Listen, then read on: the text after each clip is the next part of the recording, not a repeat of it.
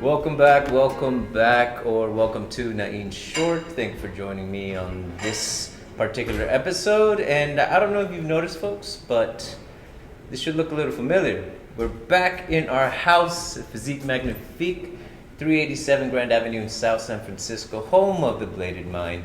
Or would the park be the first home of the Bladed Mind, or no? This is the first home of the Bladed Mind. But if you're ever in the area, come on by, hang out with us, play a little. It's a fun place to be. This is the basement area. There's another floor above us with a lot more equipment and other things to do. So it's a family place. So if you're ever in the area for any amount of time, please stop on by, check it out. So now on to what we're going to talk about today. And funny enough, this episode was inspired by the last Nain Shorts. Because as I went through it and started talking, it really got me thinking about other things. And more importantly, the idea of pride. So we're going to talk about pride and prejudice. Wait, no, not prejudice. Pride and belief. Sorry, pride and belief. Because I think that oftentimes they go hand in hand. And I don't know how aware we are that we're presenting things with as much pride as we do. And wrong or right, I'm not 100% sure. It's still something that I'm mulling over in my head, but I've had other instances outside of the martial arts in just regular communication where I've recognized how my pride really affected how I handled or how I communicated in any specific situation. And the one for me that stands out the most, and not to get too personal, but this is a personal story of mine that happened between my mother and I. And this was years ago, before I even started training, before I began the martial arts journey. I was in my early 20s. I didn't have kids yet.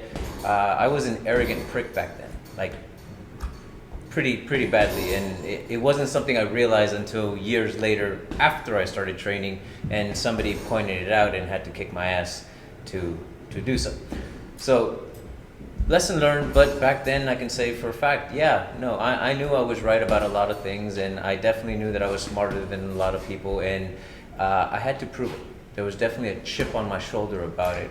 But my mother and I always had a good sense of communication. We've always had great conversations. We sit down in her kitchen table and we talk about her past. I ask her ideas, things like that. And this particular day, we're nothing different. We're having a conversation, and I'm very gung-ho at this point about giving people advice, hoping that they can better themselves, hoping that they can do something with that advice, and help themselves. But the reality is, now that I think back at it, it wasn't really that. It was more so that I wanted to be right and I wanted that validation.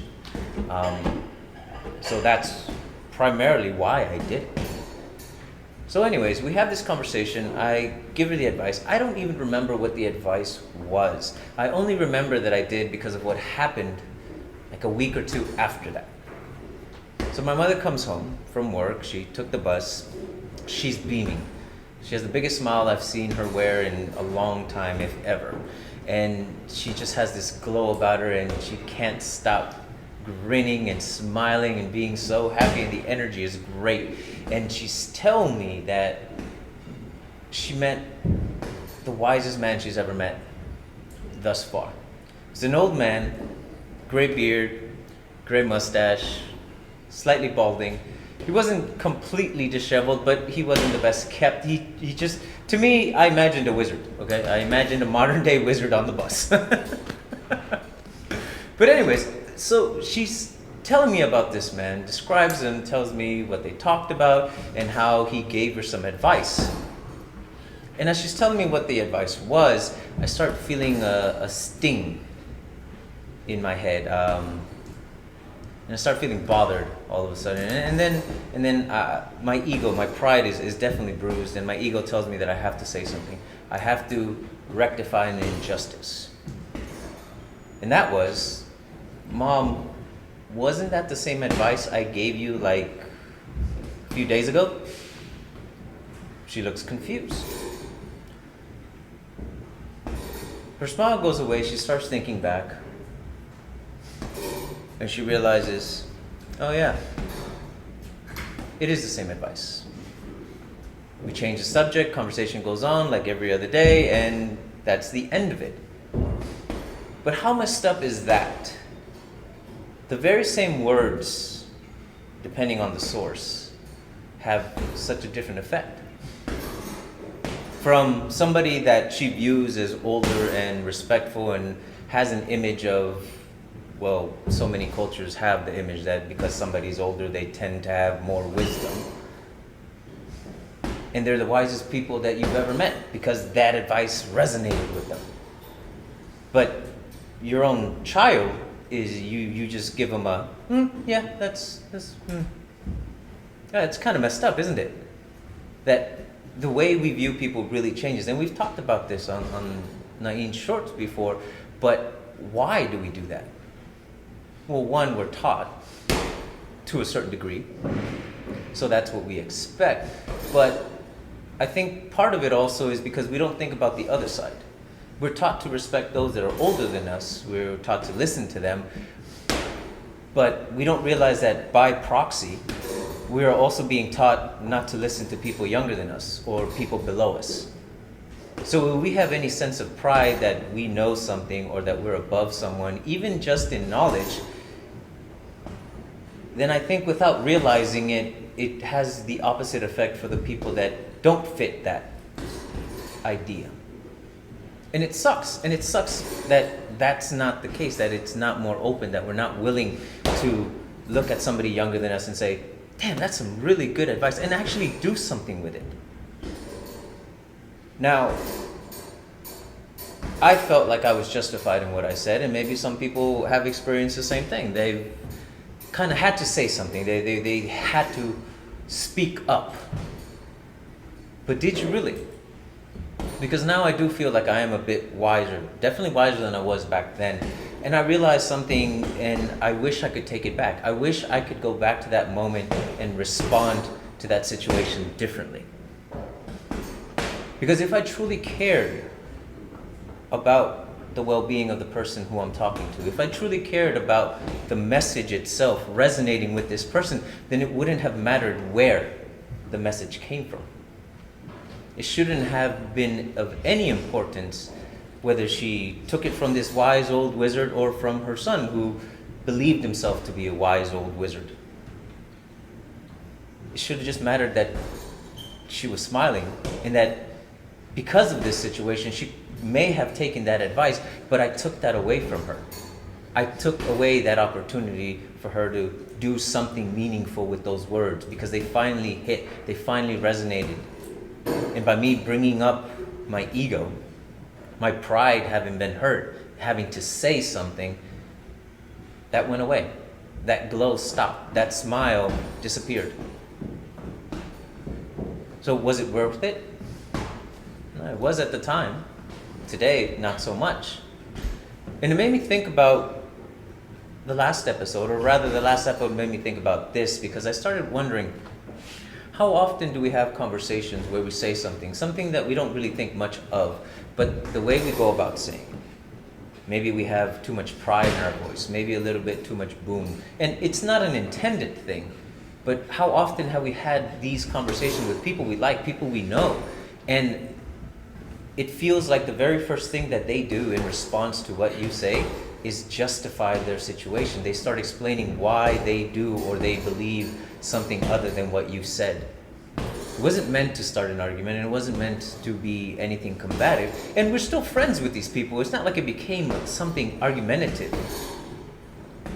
But could we have avoided that little situation by just letting go of our own pride in reference to what we believe in? And if we can't do it in those moments where it really doesn't make a big difference for your relationship, would we be able to do it when it does affect your relationship, where it does ruin brotherhoods and friendships and groups and organizations, martial families falling apart because we can't swallow our pride? There's nothing wrong with believing something different.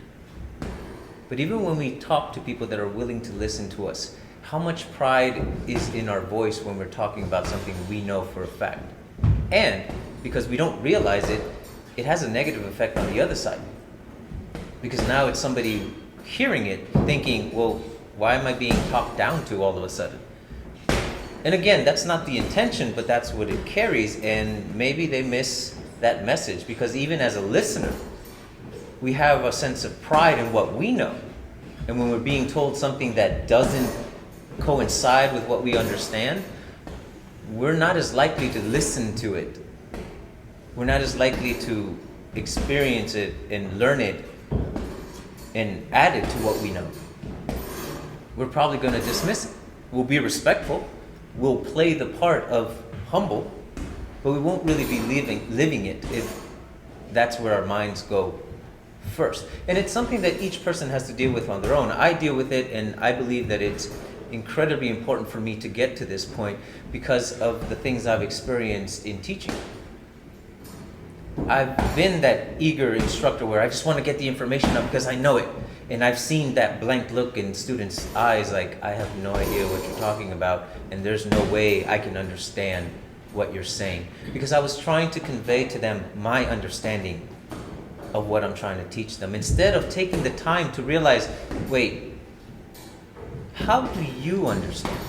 How are you taking this information, and what can I do or say better to help you understand it to the best of your ability, not mine?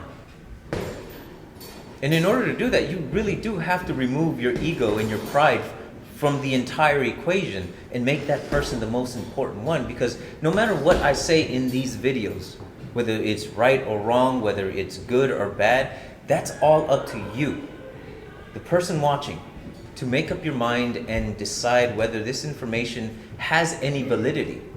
It's the listener that matters. It's the person receiving the information that's going to do something significant with it.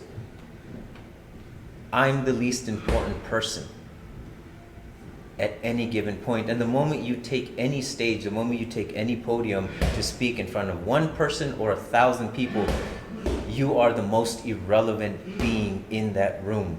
It's the listener that matters, because they're the ones that are going to do something with that information. I give and have the most respect to the people that have trained me, the people that have shared their knowledge with me. And it's great information, great knowledge in my training, and it has brought me where I am today. Yes, to a degree. Because the rest of that is me putting in the effort to understand it better, to learn it better, to expand on it, and to make it make sense for me, the individual. That's my effort as a student. And in that process, I've learned that, well, I'm also my biggest hindrance. My own ego and pride in reference to what I believe in has kept me, at times, from seeing things. And we all have some of it. We can't get rid of it completely, or maybe we can. I don't know.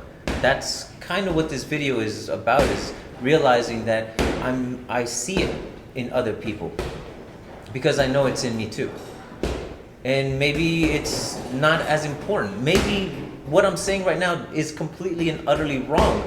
I'm okay with that. I choose to believe that this is the right path for me. And I want to say that again. I choose to believe.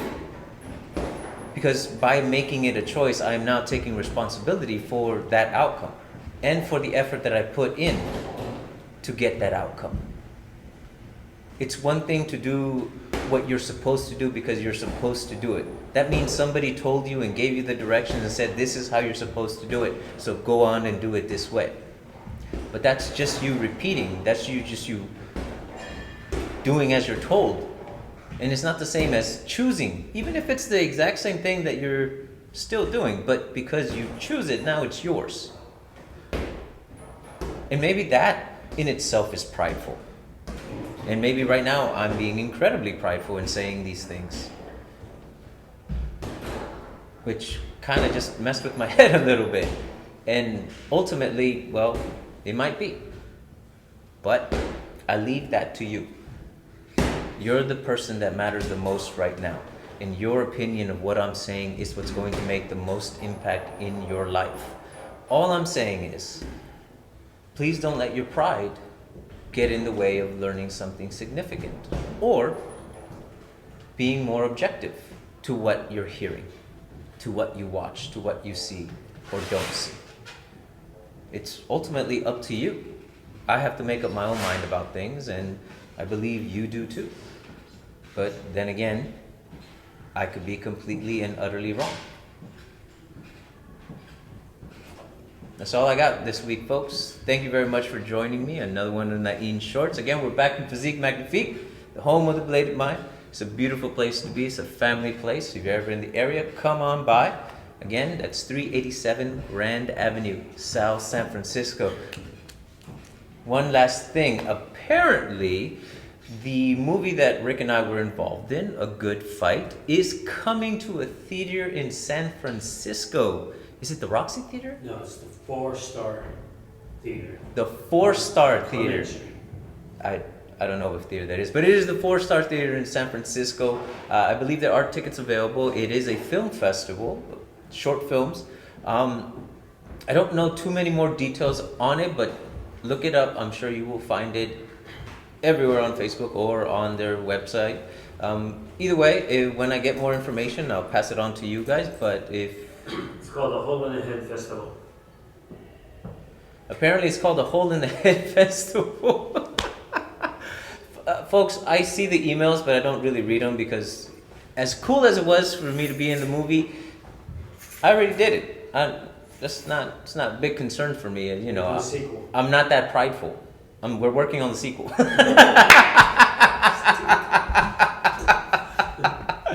Yeah, folks, I'm an idiot. But keep an eye out for that. A Good Fight. Check it out.